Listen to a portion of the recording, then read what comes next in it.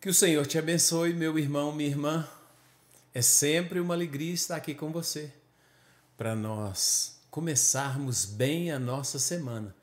Começar a nossa semana reservando um tempo para nos fortalecer no Senhor e na força do poder dele, pela leitura da palavra, pela meditação na palavra, pela oração. Que você possa manter um tempo de comunhão com Deus durante a semana. Separe um pequeno tempo para ler um texto da Bíblia, para fazer uma oração e assim pedir a graça, a proteção de Deus sobre a sua vida, tá bom? Hoje nós vamos ler o Evangelho de Lucas, no capítulo 6, os versículos 22 e 23, está escrito assim: Bem-aventurados sois quando os homens vos odiarem, e quando vos expulsarem da sua companhia, vos injuriarem e rejeitarem o vosso nome como indigno por causa do Filho do Homem. Regozijai-vos naquele dia e exultai, porque grande é o vosso galardão no céu, pois dessa forma procederam seus pais com os profetas.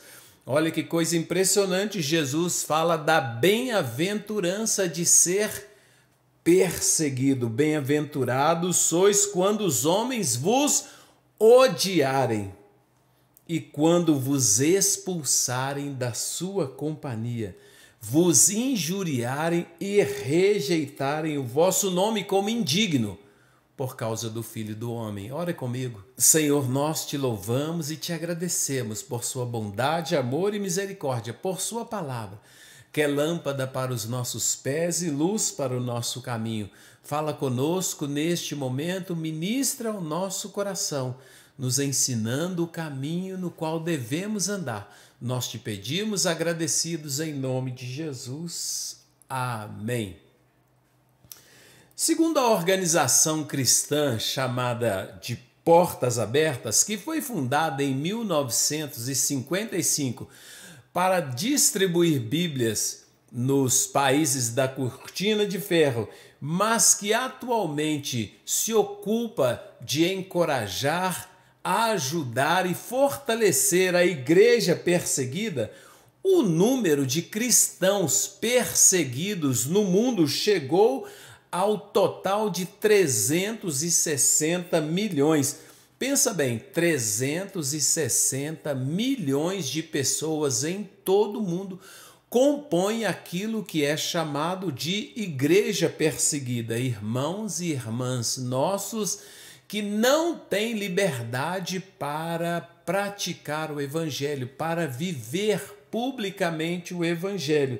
Segundo a organização Portas Abertas, os 10 países onde é praticada a perseguição extrema, vou citar 10 delas aí no nosso mapa que está atrás de mim. Tem a lista dos 50 países que mais perseguem cristãos no mundo, mas os 10 países onde é praticada a perseguição extrema são a Coreia do Norte, a Somália, o Iêmen, a Eritreia, a Líbia, a Nigéria, o Paquistão, o Irã, o Afeganistão e o Sudão. Exceto a Coreia do Norte, que é um país comunista, todos os outros demais países são países islâmicos.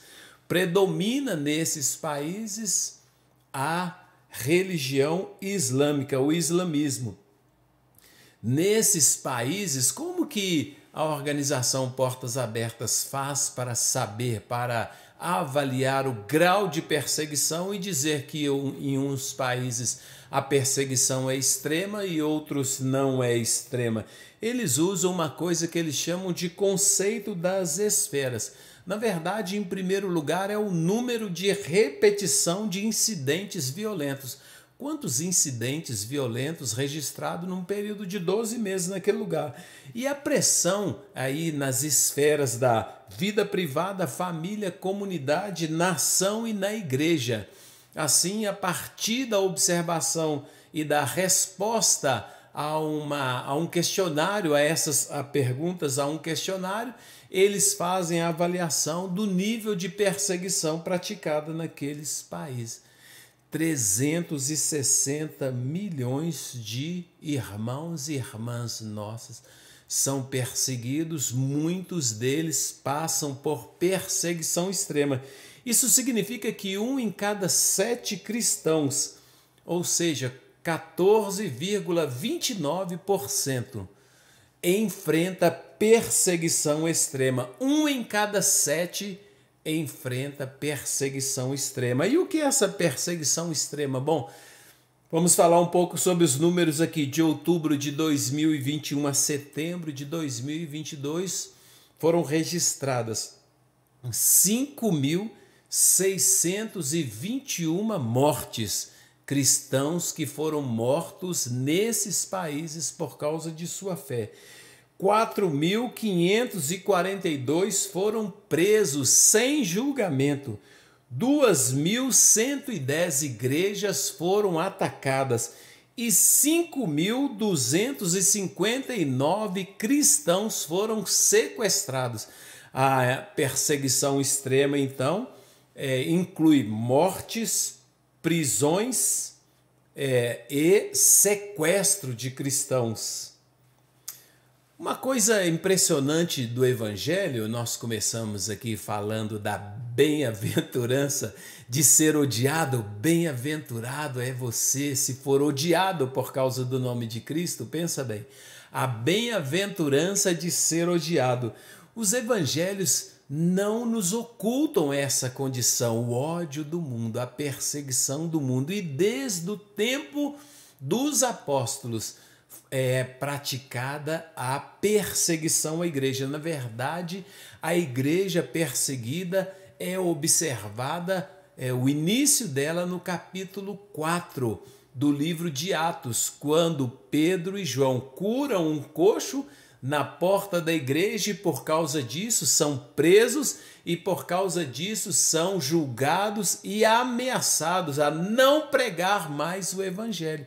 Ali, segundo a organização Portas Abertas, nasce a igreja perseguida. É interessante que a igreja perseguida nasce praticamente com a igreja, né? A igreja, se acredita que a igreja nasce em Pentecostes, Pedro faz o seu primeiro discurso e inaugurou a igreja missionária, a igreja que vai sair pelo mundo e pregar o evangelho. Mas logo em seguida surge a igreja perseguida, porque o mundo, ao ouvir a mensagem de Cristo, reage com ódio. No livro de Mateus, no capítulo 10, no versículo 16 em diante, Jesus diz assim: eis que vos envio como ovelhas para o meio de lobos. Uma coisa impressionante de Jesus Cristo é que Jesus não engana, não seduz, não oferece um evangelho fácil, não diz que a vida cristã é fácil, ele não nos oferece uma vida terrena de bem-estar, de alegria, de sucesso, não. Ele nos envia como ovelhas para o meio de lobos. Mateus capítulo 10, versículo 22, o Senhor Jesus diz assim: sereis odiados de todos por causa do meu nome. Aquele, porém, que perseverar até o fim será salvo. O Senhor nos envia como ovelhas para o meio de lobos e nos garante que nós seremos odiados de todos. Mateus capítulo 24, versículos 9 a 13 diz assim: então sereis atribulados e vos matarão. Sereis odiados de todas as nações por causa do meu nome. Nesse tempo, muitos hão de se escandalizar, trair e odiar uns aos outros. Levantar-se-ão muitos falsos profetas e enganarão a muitos. E por se multiplicar a iniquidade, o amor se esfriará de quase todos. Aquele, porém, que perseverar até o fim, este será salvo. Neste ambiente de ódio, de perseguição, de rejeição ao evangelho, o Senhor destaca a necessidade da perseverança. Aquele que perseverar até o fim, esse será salvo. No evangelho de João, ali no capítulo 15, Jesus está preparando os discípulos para a sua crucificação e para a sua partida, de certa maneira Jesus está despedindo deles, e Jesus diz assim: se o mundo vos odeia, sabei que primeiro do que a vós outros me odiou a mim. Se vós fosseis do mundo, o mundo amaria o que era seu. Como, todavia, não sois do mundo, pelo contrário, dele vos escolhi, por isso o mundo vos odeia. A Bíblia deixa bem claro, o próprio Cristo nos advertindo: vocês serão odiados pelo mundo. Quando nós olhamos as cartas apostólicas, nós vamos encontrar Paulo falando para Timóteo, 2 Timóteo 3,12. Ora, olha que texto esse, eu amo esse texto. Ora, todos quantos querem viver piedosamente em Cristo Jesus serão perseguidos. Olha, irmão, irmã, o Senhor não localiza o ódio e a perseguição no tempo apostólico. O Senhor nos diz: todos quanto querem viver piedosamente em Cristo Jesus serão perseguidos. Em 1 João capítulo 3, versículo 13, João diz assim: irmãos, não vos maravilheis se o mundo vos odeia, não achem estranho se o mundo vos odiar, não fiquem surpresos se o mundo vos odeia. O mundo que rejeitou a mensagem do Evangelho, que matou o Filho de Deus, que o pregou numa cruz, é o mesmo mundo que odeia você que deseja viver piedosamente em Cristo Jesus. E não fique surpreso com isso, diz João. Pedro, no capítulo 4 da sua primeira carta, no versículos 12 a 14, ele diz: amados, não estranheis o fogo ardente que surge no meio de vós, destinado a provar-vos, como se alguma coisa extraordinária vos estivesse acontecendo. Pelo contrário, alegrai-vos na medida em que sois coparticipantes dos sofrimentos de Cristo. Fique alegre se você participa dos sofrimentos de Jesus Cristo. Disse Pedro, que junto com João tomou uma surra dos religiosos e saiu pulando de alegria, porque era digno de sofrer por causa do Evangelho. Este Pedro nos fala que se alegre na medida em que você participa do sofrimento de Cristo, para que também na revelação de sua glória vos alegrei exultando. Se pelo nome de Cristo sois injuriados, bem-aventurados sois, porque sobre vós repousa o Espírito da glória de Deus. Lutamos com armas de fé e nada irá resistir enquanto adoramos.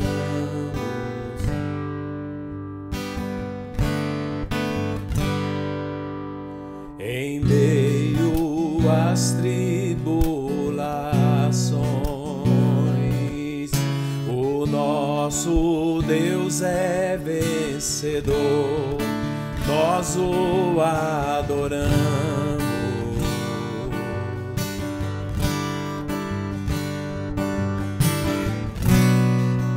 Vitorioso és, na tempestade estás, teu nome infalível é, os reinos vêm e vão, teu trono acima está, teu nome imutável é.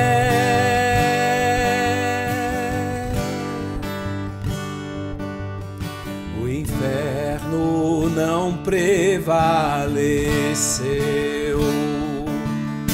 e nada irá me impedir, eu te adorarei.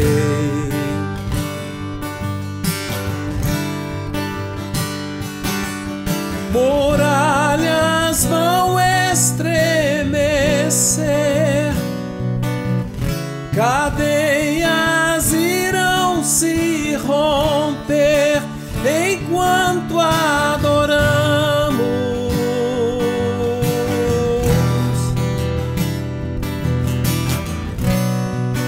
Vitorioso és, na tempestade estás. Teu nome infalível é, os reinos vêm e vão, teu trono acima está. Teu nome imutável é,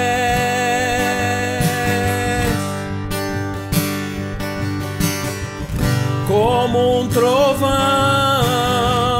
impetuoso, poderoso és, grandioso és, que vem aos céus, nós proclamamos, poderoso és, grandioso és, como um trovão, impetuoso, poderoso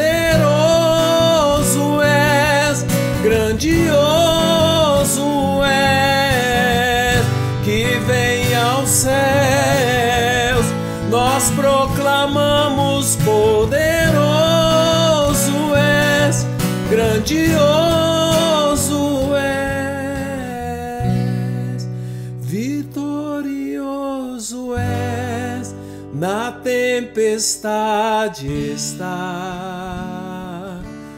Seu nome infalível és, os reinos vêm e vão, teu trono acima está.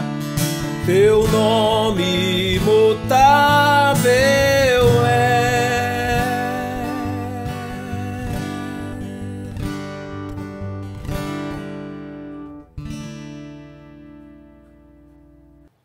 A bem-aventurança da perseguição. Voltando ao Evangelho de Lucas, capítulo 6, versículo 22.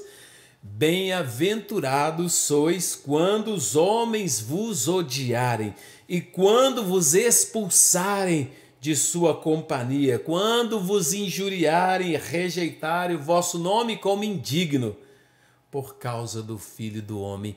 É impressionante, né? A lógica do Evangelho, a lógica da palavra de Deus, como é diferente da lógica do mundo, né? Muitos de nós vivemos desejando a aprovação da audiência, mas se nós desejamos viver uma vida piedosa em Cristo Jesus, em vez da aprovação da audiência, do aplauso da audiência, nós teremos o ódio deles.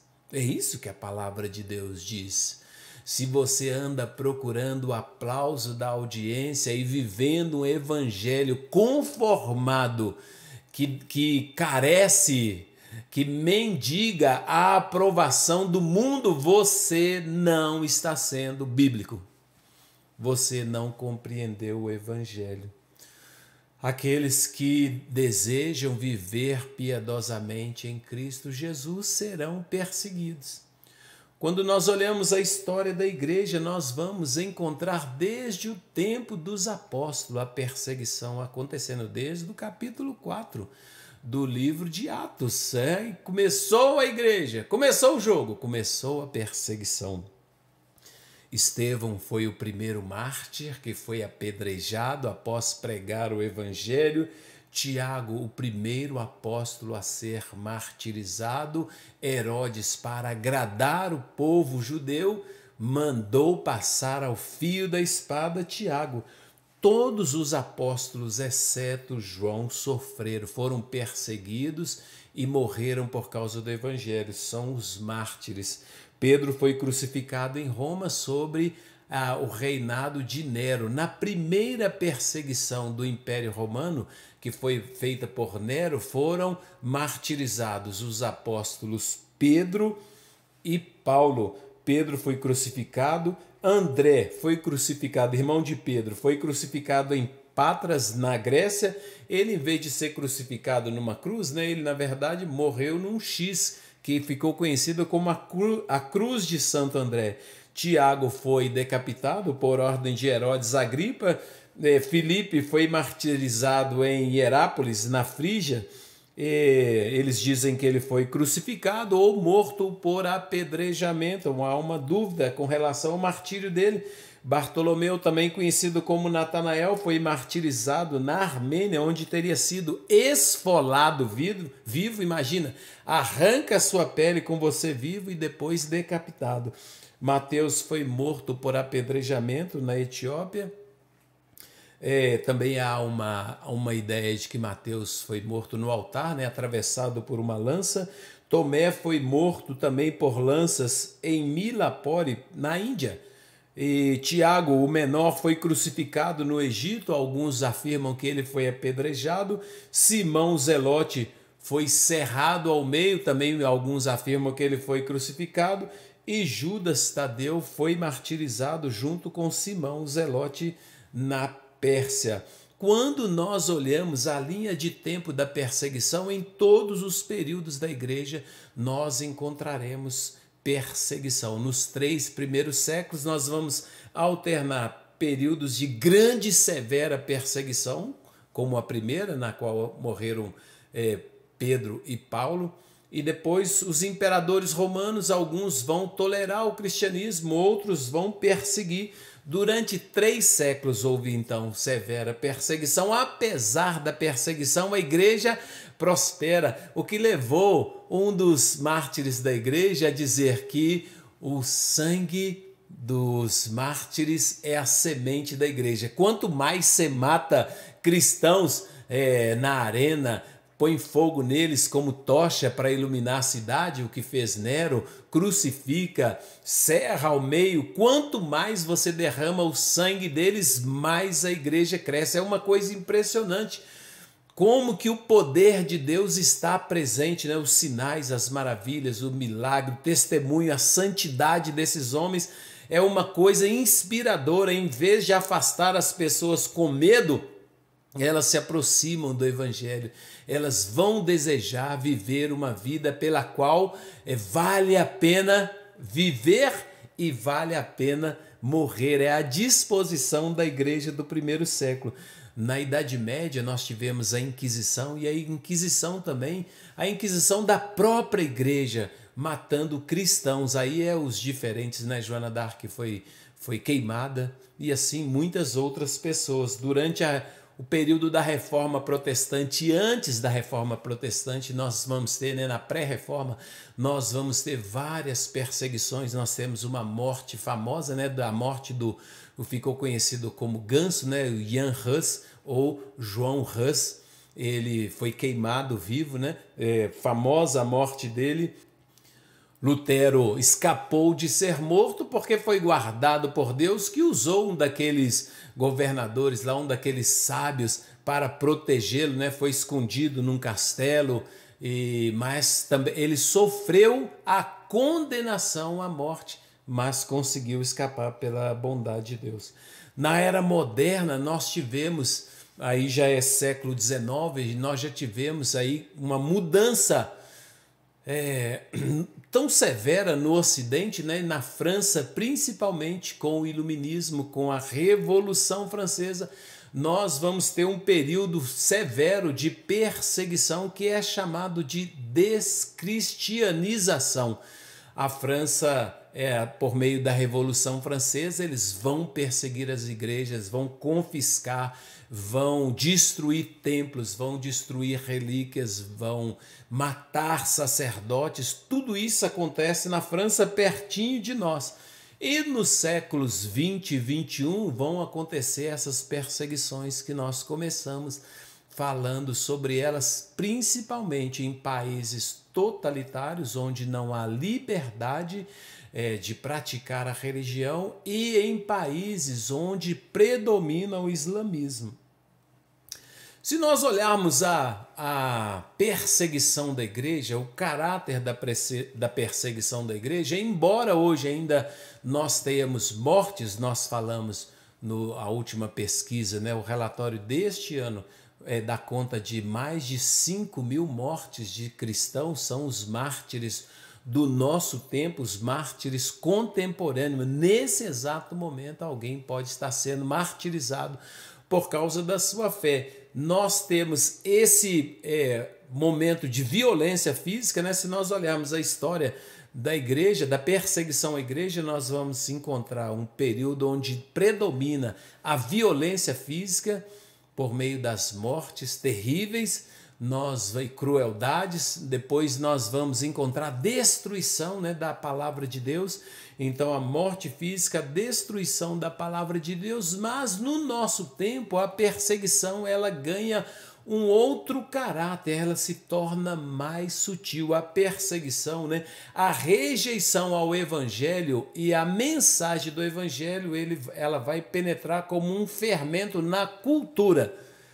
É como um joio semeado, né? A igreja semeou o trigo, mas veio o diabo e no meio semeou o joio, e aquilo que era cristandade, aquilo que era reino de Deus, foi contaminado. E essa contaminação não ficou só no mundo, pela secularização e pelo materialismo. Essa contaminação chegou à igreja. Se antigamente os discípulos de Jesus eram calados pelo fogo, pela estaca, pelas feras no Coliseu, pela espada e tantos outros meios terríveis, hoje os discípulos de Jesus Cristo, as testemunhas, são caladas, muitas vezes pelo Estado, não por uma violência explícita, mas por uma violência legal que é exercida pela proibição, pela secularização do mundo, pela secularização do espaço público, pela proibição de se pregar o evangelho. E assim, no Brasil, no começo da história da República, a igreja denunciou muitas vezes a secularização, né? Porque a proibição de se pregar o evangelho, você pega os documentos, eles falam, a expressão é essa, né? Apearam os cristos. Então estava lá nos tribunais, nas escolas, uma figura de Cristo, um crucifixo, uma cruz, eles arrancam tudo aquilo. Não, o Estado é laico, a nação é secularizada e muita militância, muita confusão existe a respeito disso até hoje, né? Confusão entre ateísmo e secularização, entre ateísmo e laicidade. A laicidade, na verdade, significa que o Estado não tem uma religião oficial e que o Estado permite a prática de todas as religiões. Entretanto, embora isso seja muito bom, você tem uma transformação da mentalidade cristã, que o país deixa de ter como fundamento a palavra de Deus e vai colocar outro fundamento, que é então a secularização. Dentro desse contexto, a partir do século XIX, principalmente surgiram ideias desafiadoras. Uma primeira delas surgiu dentro da igreja protestante, que é o liberalismo teológico. O liberalismo teológico surge dentro de um contexto de revolução científica, e aí os teólogos da igreja cristã evangélica, sem que ninguém peça, ninguém obrigou a fazer nada disso, somos nós mesmos que temos a iniciativa de reinterpretar as doutrinas cristãs à luz do conhecimento moderno. A ciência moderna, diziam eles, não permite mais uma interpretação da Escritura da maneira tradicional. Eles vão pregar o fim dos dogmas. Não existe uma verdade absoluta. A interpretação da Bíblia é hermenêutica, depende, significa que ela é dependente do tempo, da cultura e do conhecimento. E nesse sentido, os teólogos liberais eles vão abandonar uma série de doutrinas cristãs, por exemplo, a ressurreição, a demonologia. Eles vão criticar os milagres, eles vão se levantar contra tudo isso e eles vão propor um evangelho que seja mais um código de conduta moral do que um evangelho para a salvação do pecador. Então, conceitos como pecado, como inferno, como redenção, eles vão abandonar tudo isso e trocar tudo isso por uma interpretação que propõe uma conformação do evangelho com o século. É um momento terrível. Esse liberalismo teológico produziu uma liderança cristã muito ativa, que ela é vista hoje ainda. Há igrejas que não acreditam no Espírito Santo, na ressurreição, no milagre. São as igrejas contemporâneas, as igrejas do nosso tempo, igrejas conformadas que estão mais preocupadas com o bem-estar e a terapia, né? Igrejas terapêuticas se preocupam mais com o bem-estar mundano do participante da comunidade de fé do que a salvação da sua alma. Além disso, nós tivemos dentro, tudo concorrendo à declaração da morte de Deus, nesse contexto de crescente secularização e da apostasia, que é o declínio da fé pela secularização dentro da igreja e a secularização do mundo. Deus perde a relevância. Deus perde tanto a relevância para a vida contemporânea que alguém declara a morte de Deus. Então, e propõe-se uma cosmovisão, uma visão de mundo, uma forma de viver que é centrada no homem, não em Deus, antropocêntrica e não teocêntrica. A fé questionada num mundo cada vez mais secularizado, decretado o fim da religião e o fim da fé. A morte de Deus é isso, Alguém decreta o fim da religião e o fim da fé. Porque o nosso tempo, conhecimento, está vendo a ligação entre o liberalismo teológico e essas ideias? Tudo ligado. Não existe espaço no nosso tempo para uma vida supersticiosa, diriam eles. Depois nós temos, especificamente nesse tempo que nós vivemos hoje, um crescimento assombroso do relativismo, que também propõe o fim da verdade absoluta. Você já deve ter ouvido a expressão pós-verdade, Os fatos não importam, importam são as emoções, o que você pode provocar nas pessoas por meio das mídias, das notícias falsas. Então, as emoções. Na pós-verdade, as emoções importam mais do que os fatos, e isso vai ter impacto na política, isso vai ter impacto na economia, isso vai ter impacto num tanto de lugares que dirigem de esferas, falando de novo de esferas importantes da nossa vida, vão ser impactadas por esse relativismo, por essa visão que ficou conhecida como pós-verdade. Pontos de vista, valores e crenças dizem respeito a um contexto cultural, portanto, eles mudam, vão dizer os relativistas. Não existe uma verdade absoluta. O que é verdade para mim pode não ser verdade para você, eles vão argumentar. E quando eles fazem isso, eles estão atacando diretamente a palavra de Deus. Quando nós atacamos a verdade, nós atacamos diretamente a palavra de Deus. Você pode pensar que isso é novo, mas eu me lembro aqui de Jesus ser interrogado, E Jesus fala a respeito da verdade, no seu julgamento, e o julgador pergunta para ele: o que é a verdade?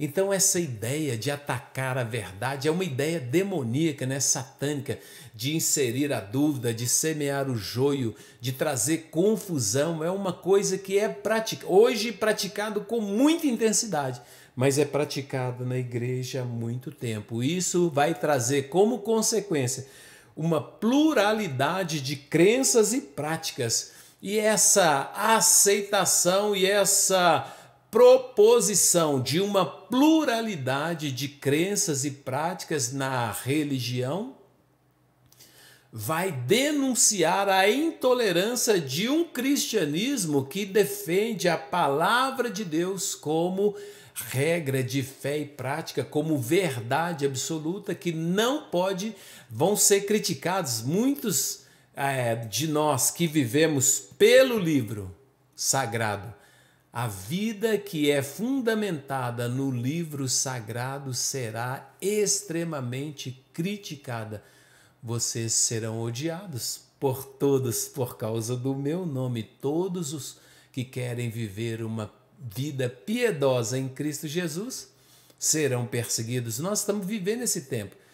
No nosso país, nós não estamos vivendo a experiência lá da Coreia do Norte e os países que nós citamos, o Irã, o Iraque, etc., mas nós temos uma perseguição com outras características, né?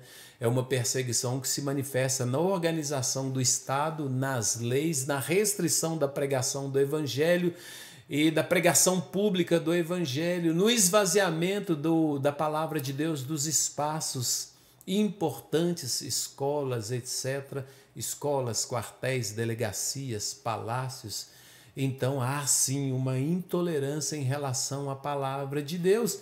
E aí nós lembramos lá de Pedro, né, e João, que foram proibidos pelas autoridades governamentais religiosas do seu tempo de pregar em nome de Jesus. E eles responderam: para nós importa obedecer a Deus.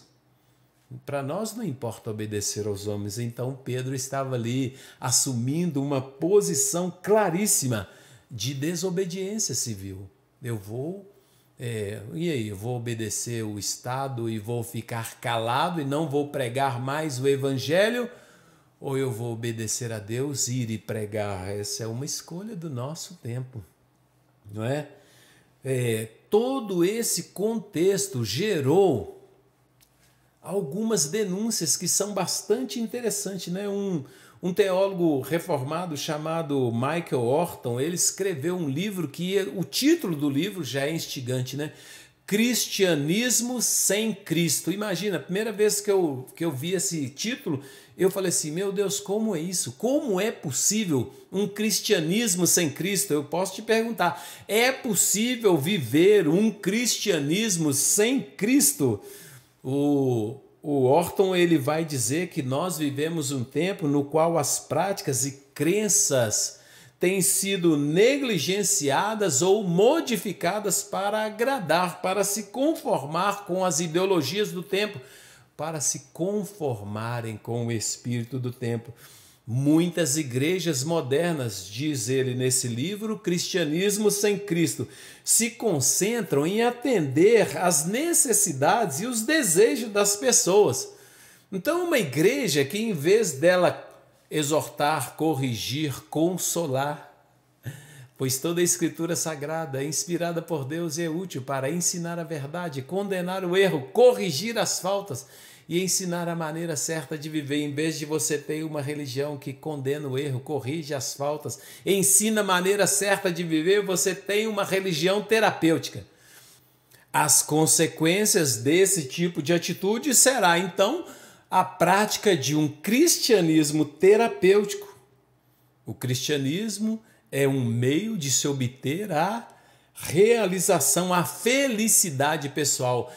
Meu Deus, se nós lembrarmos desde o começo do que Jesus e os apóstolos advertem acerca do mundo e nós olharmos a mensagem dessa igreja que pratica o cristianismo sem Cristo, a igreja terapêutica que se preocupa com prosperidade, bem-estar, felicidade na terra, nós vamos perceber que é uma igreja que ela não está em sintonia com o ensino da palavra de Deus, não é verdade? Você concorda comigo? Esse é o Michael Horton fazendo a denúncia no nosso tempo tão relevante que nós praticamos um cristianismo sem Cristo.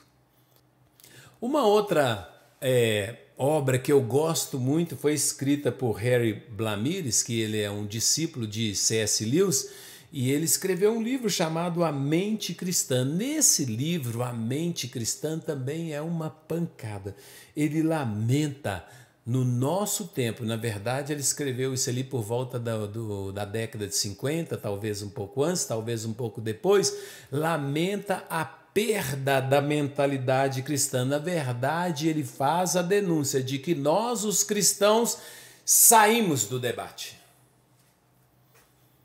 Existe um conjunto de ideias circulando no mundo, ideias sobre economia, sobre política, sobre saúde, sobre arte, e essas ideias chamadas de espírito do tempo, pelos alemães, chamada por mundanismo,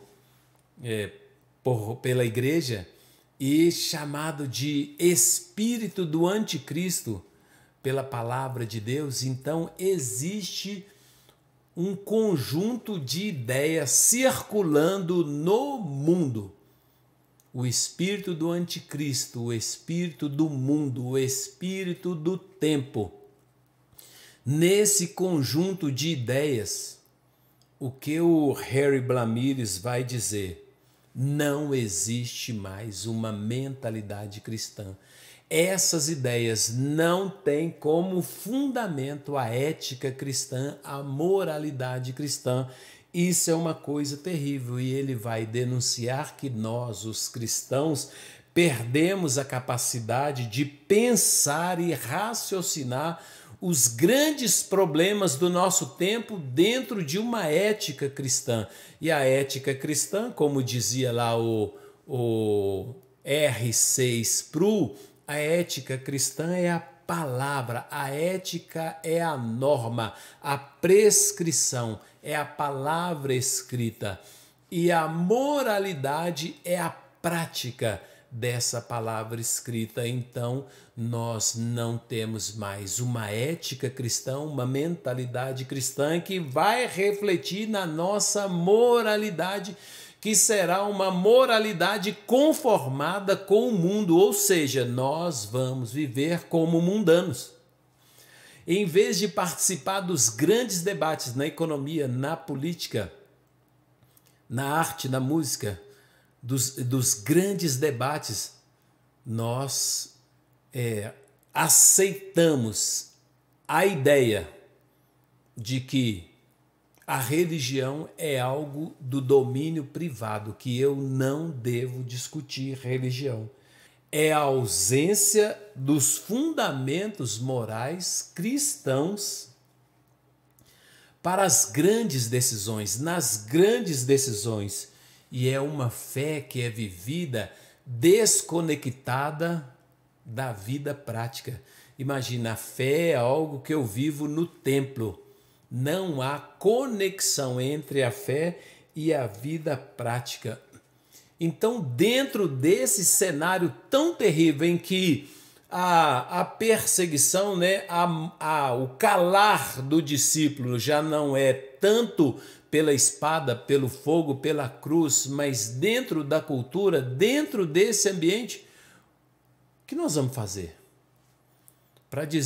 Para fazer a pergunta que o Charles Colson faz, junto com a Nancy Pearcey, ele pergunta: e agora? Como viveremos diante desse grande desafio, onde a ética cristã, a moralidade cristã é cerceada, é aprisionada dentro do domínio do privado, onde o mundo e até algumas igrejas foram secularizadas? O que nós vamos fazer? O que nós devemos viver? O Charles Colson e a Nancy Pearcey, ele vai dizer que a cosmovisão cristã não deve se restringir a esse âmbito privado, deve influenciar todas as áreas da nossa vida. Quando nós enfrentamos o desafio do secularismo e do materialismo que tem dominado a cultura, nós devemos, em vez de confrontados com essas ideias, em vez de nos recolher, nós devemos avançar, sair para fora, entrar no debate, praticar a nossa fé. Nós devemos integrar, olha que coisa maravilhosa, integrar a nossa fé com a vida prática.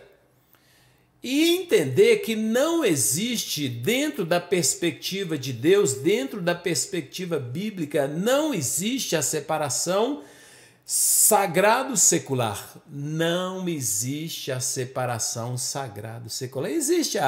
Existe a separação sagrado e profano. Aquilo que é sagrado é uma coisa, aquilo que é profano é outra. Mas dentro da perspectiva de Deus, não existe a divisão sagrado-secular. Isso significa que nós precisamos viver a nossa fé, integrar a nossa fé na vida prática. Isso significa que eu vou viver a minha fé, que eu vou tomar decisões, que eu vou praticar políticas, que eu vou pagar impostos, que eu vou entrar no debate sobre o aborto, sobre família, sobre o que for, fundamentado na palavra de Deus, que eu vou levar a... Nós não devemos ter vergonha do Evangelho, nós temos vergonha de apresentar, de introduzir a ética cristã no debate público, na política, na economia, na arte, seja onde for, na educação, na saúde. O que o Charles Colson e a Nancy Pearson estão dizendo é que nós precisamos levar a cosmovisão cristã, a ética cristã para dentro do debate público e não ter vergonha do Evangelho. Eu não tenho. Porque essas pessoas todas morreram e morrem. Porque a igreja produziu tantos mártires? Porque eles não tiveram medo de entrar no debate, não tiveram medo de enfrentar impérios, não tiveram e não têm medo de praticar publicamente a sua fé, diferente de nós, brasileiros, que temos toda a liberdade para praticar a nossa fé e fugimos da onde nós não estamos da maneira que nós devemos estar. Porque nós estamos, Deus sempre mantém um remanescente, Deus é maravilhoso. Deus sempre mantém uma chama acesa, e essa chama, às vezes uma chama pequenininha que Deus mantém acesa dentro da universidade, dentro da escola pública, dentro do quartel, dentro da delegacia, dentro dos palácios, no Congresso Nacional. Deus precisa de uma chaminha assim. Às vezes Deus precisa de uma brasa, e nessa brasa Deus sopra e acende um fogo. A hora que Ele quiser, Ele incendeia essa nação. E nós precisamos orar para que Deus incendeie essa nação. Como nós devemos. E agora, o que nós devemos fazer? Nós devemos sair. É tempo de avançar, não é tempo de recuar, é tempo de marchar e avançar no mundo para praticar uma vida cristã verdadeira, enfrentando a secularização, o materialismo, enfrentando todos esses adversários sutis que querem nos calar e nos impor um meio de vida que é antibíblico, que é anticristão. O que acontece hoje? O diabo, ele se apossou da cultura, ele se apossou da... Vou falar isso de novo. Satanás, o nosso adversário, o diabo, tomou posse da arte, da educação, da saúde, da assistência social, da política, da economia, no Congresso Nacional, seja onde for, nos espaços de poder, nos espaços de poder e de influência, o diabo avançou. E as ideias dele estão ali. E o espírito do anticristo, o conjunto de ideias que estão regulando as relações, os fundamentos, as decisões, as grandes decisões do mundo, são tomadas não por inspiração da palavra de Deus e do Evangelho, mas muitas vezes por ideias malignas, ideias diabólicas, porque nós, a igreja, abandonamos o cenário, abandonamos a discussão. E eu falo que Deus sempre mantém um remanescente, porque você olha lá no Congresso Nacional e você vê algumas pessoas resistindo bravamente, proclamando o Evangelho, falando do poder de Deus, discutindo os grandes debates, participando dos grandes debates sobre o fundamento da palavra de Deus. Recentemente estava conversando com a minha filha, ela estava me falando sobre os diversos grupos de cristãos que estão se reunindo dentro da Universidade Federal Minha filha está lá na Universidade Federal, participa de uma célula, e ela fala, mas tem outra, tem o pessoal do Dunamis, tem o pessoal de... Então tem vários grupos se levantando dentro da universidade, e Deus então se levantando dentro dos quartéis. Nós temos feito isso há muito tempo, e com certeza Deus tem o seu remanescente na educação, na saúde, na segurança pública, nas forças de defesa, no Congresso Nacional, e nós precisamos, nós todos, a igreja, entrar nesse debate de levar a ser luz do mundo, sal da terra, carta viva escrita pelo Espírito Santo, ministros da presença de Cristo. Precisamos fazer isso. Como eles ouvirão se não há quem pregue? É preciso de alguém se levantar como os... Olha que coisa tão maravilhosa, esse mapa que está aí atrás de mim, tem uma ilustração aí de igrejas destruídas. Apesar de tudo isso, Deus mantém o remanescente dele nesses países onde a perseguição é extrema. Nós temos perseguição à igreja aqui pertinho, viu? Nós temos perseguição à igreja em Cuba, nós temos perseguição à igreja na Colômbia, nós temos perseguição à igreja na Venezuela, nós temos em todos esses países onde predomina o totalitarismo e predomina essa teocracia, principalmente por meio do islamismo, a igreja cristã é perseguida, os nossos irmãos são mortos. É nosso dever responder biblicamente às questões culturais e participar do debate e apresentar a nossa posição para os grandes problemas nacionais. É nosso dever apresentar as nossas proposições fundamentadas na palavra de Deus a respeito das grandes questões nacionais. É obrigação nossa fazer isso.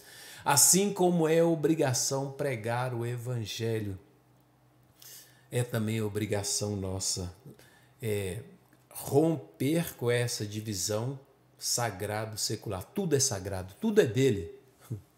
Tudo é do Senhor é a terra e a sua plenitude, tudo é dele, toda autoridade foi instituída por Deus. Ele criou e sustenta todas as coisas, tudo é dele. E nós somos embaixadores dele. Então o que nós vamos fazer? Recuar? Não, avançar, nós vamos avançar. Nós vamos pregar o evangelho a tempo e fora de tempo. Nós vamos participar dos grandes debates. Nós, neste tempo, dos últimos dias, nesta última hora, é urgente que você avance e pregue o evangelho, pregue a palavra. Todos quantos querem viver piedosamente em Cristo Jesus serão perseguidos. 2 Timóteo 3,12. Mas eu vou ser perseguido? Vai! Mas as pessoas vão me odiar? Vão! É assim mesmo. Nós estamos no meio de uma guerra onde o mundo nos odeia, onde nós seremos perseguidos, onde milhares, milhões de irmãos nossos foram mortos porque creram no Evangelho, porque obedeceram ao Senhor, porque o Espírito Santo ardia dentro deles e nós apagamos o Espírito. Vivemos um cristianismo sem Cristo, vivemos em igrejas terapêuticas que estão preocupadas com o bem-estar. Nós não somos diferentes de outras tantas terapias. É verdade, eu sou pastor há muitos anos.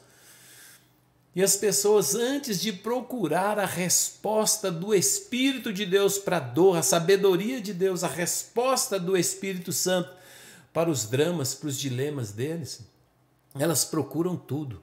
E elas acreditam mais na medicação, que cada vez é mais forte. Elas acreditam mais na medicação, elas acreditam mais no aconselhamento terapêutico do que no aconselhamento bíblico. Elas abandonaram o Evangelho, abandonaram a sabedoria de Deus. É só mais uma coisa que eles também percebem que não funciona. Se você pegar um terapeuta, ele estuda muito. Ele se prepara para o aconselhamento. Aí você pega uma igreja que quer ser uma igreja terapêutica, ou seja, quer cuidar do bem-estar, quer agradar as pessoas. Então, só que as pessoas não se preparam, não estudam, não têm preparação. Aí você então encontra, dentro desse contexto, uma igreja que não provoca impacto na comunidade em que ela está, que não tem relevância, que é somente mais um espaço de terapia, um espaço social terapêutico no qual eu vou procurar o meu bem-estar. Meu Deus, igreja não é isso. Igreja é outra coisa. Igreja é para transtornar o mundo. Igreja é para impactar as pessoas. Igreja é para balançar as pessoas. Igreja é para promover transformação do mundo, atacar o inferno, resgatar, buscar a ovelha perdida, travar guerras em todos os cenários da cultura, na arte, na ética, na estética, na política, na economia, onde precisar.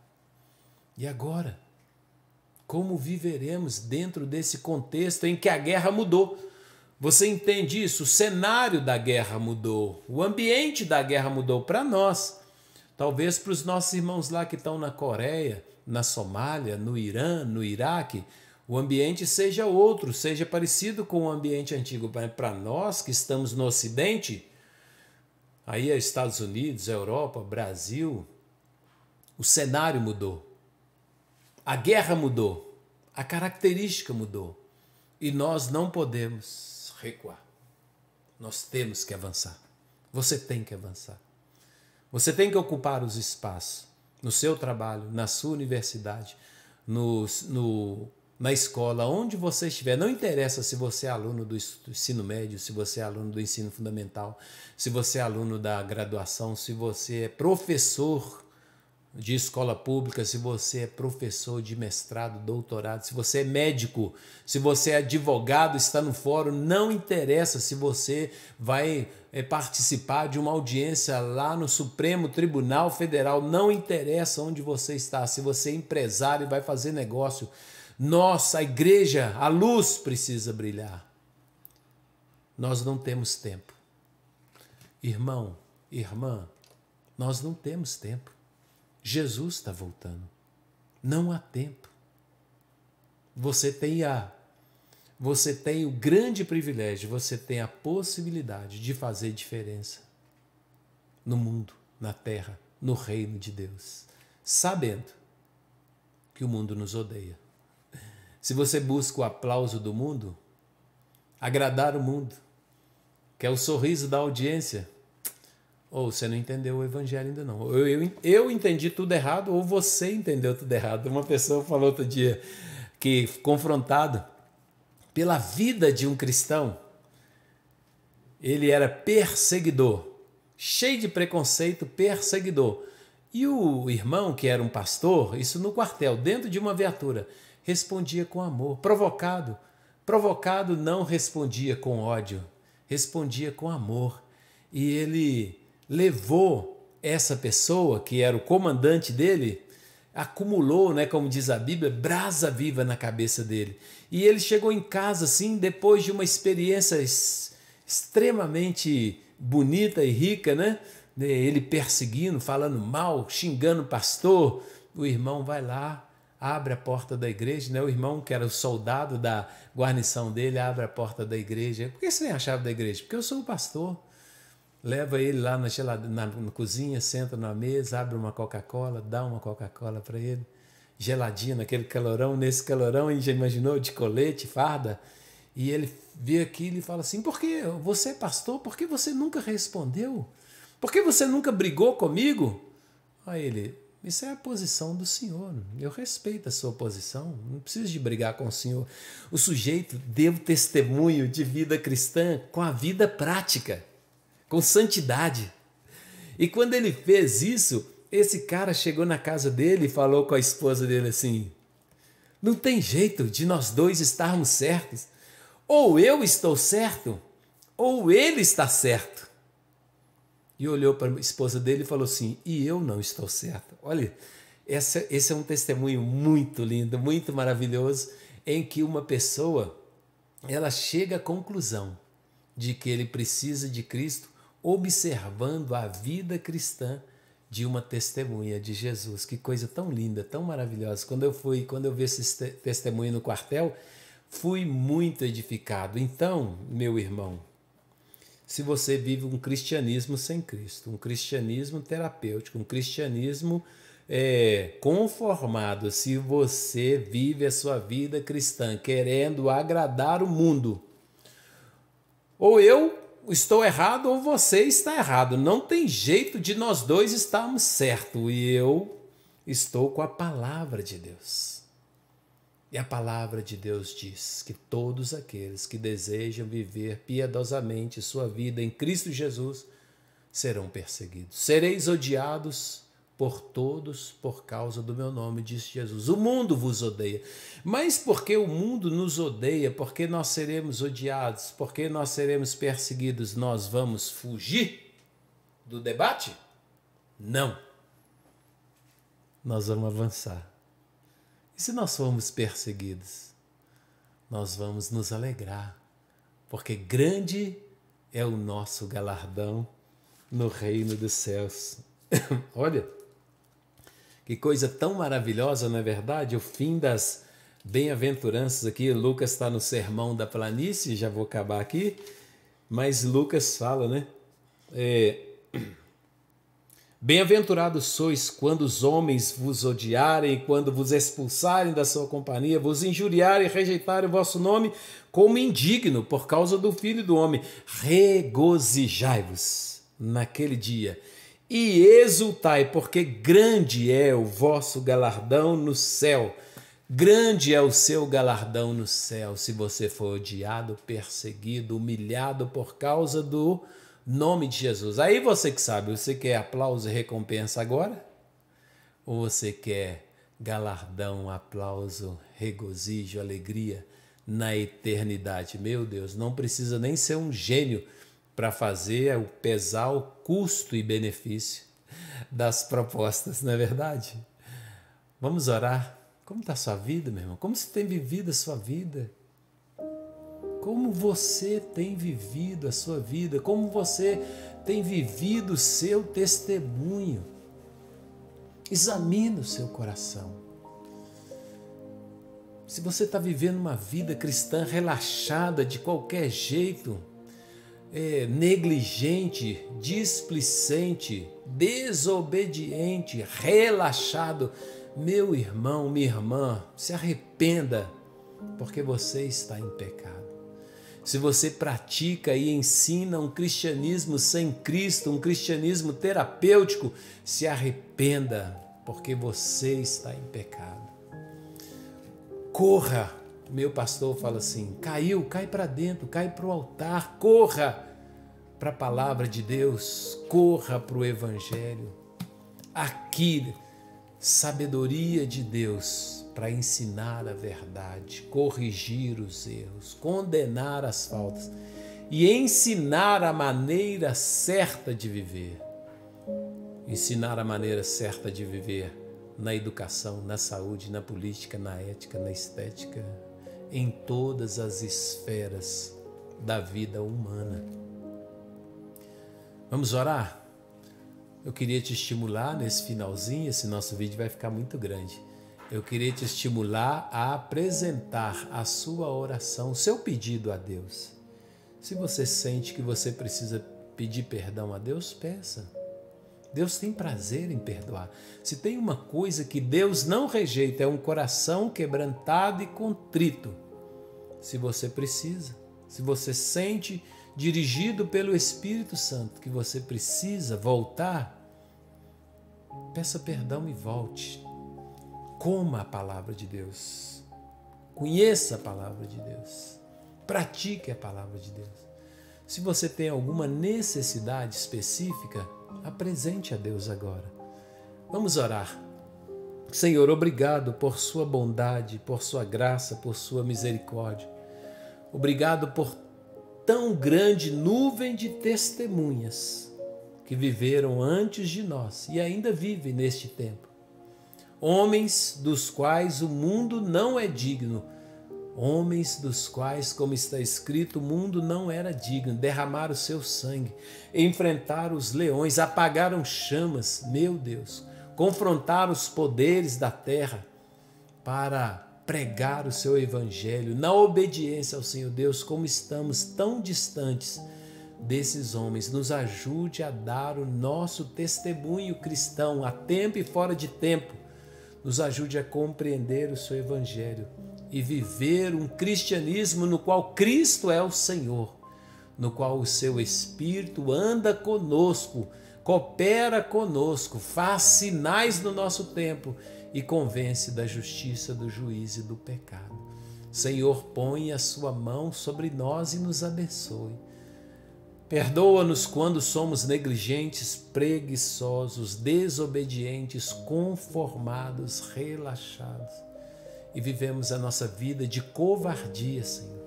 Não temos coragem de abrir a boca para pregar o Evangelho. Nos perdoe por isso. Nos perdoe por nos negar a dar o testemunho e por viver uma vida cristã, Deus, somente dentro da igreja.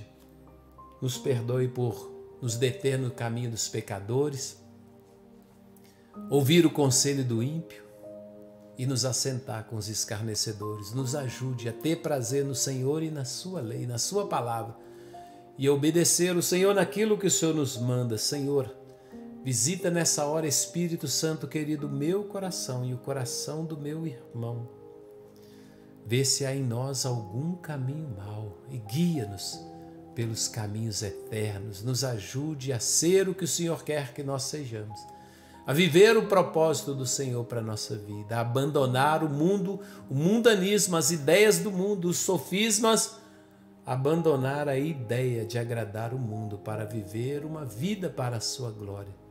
Abençoa o meu irmão, a minha irmã que tem uma causa na justiça, que enfrenta uma enfermidade, que está com problemas de relacionamento. Deus, abençoa os casamentos, abençoe as famílias, reconcilie o esposo e a esposa, reconcilie os pais com os filhos, reconcilie irmãos.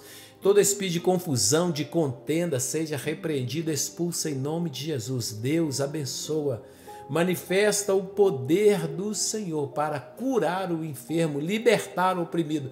Manifesta o poder do Senhor e age na vida do meu irmão, da minha irmã. Dá vitória a essa causa na justiça. Deus, abre a porta que está fechada. Ajuda o seu filho, a sua filha a tomar decisões nesse negócio e, sobretudo, ajuda-nos todos a não ter vergonha do Evangelho. Nós pedimos a bênção do Senhor sobre nós e te agradecemos. Por Jesus, nosso Senhor e Salvador, eu te abençoo, meu irmão, minha irmã, com a bênção do Deus Todo-Poderoso, Pai, o Filho e o Espírito Santo. Eu te abençoo com saúde em nome de Jesus, com vitória em nome de Jesus, com porta aberta em nome de Jesus. Eu repreendo todo o poder das trevas que tem oprimido você, estragado a sua saúde emocional, a sua saúde espiritual, que seja destruída agora. Todo argumento e toda obra do inferno contra você e contra a sua casa, no nome de Jesus. E sobre a sua vida eu declaro a vitória em nome de Jesus, a bênção dele, o Deus Todo-Poderoso. Que o Senhor te abençoe e te guarde. Que o Senhor faça resplandecer o seu rosto sobre ti e tenha misericórdia de ti. Que o Senhor sobre ti levante o seu rosto e te dê a paz. Vai, meu irmão, vai, minha irmã. Seja uma bênção, luz do mundo, sal da terra. Carta viva, escrita pelo Espírito enviada ao mundo. Ministro da presença de Cristo. Sinal dele, onde você estiver. E que o Espírito Santo te ajude.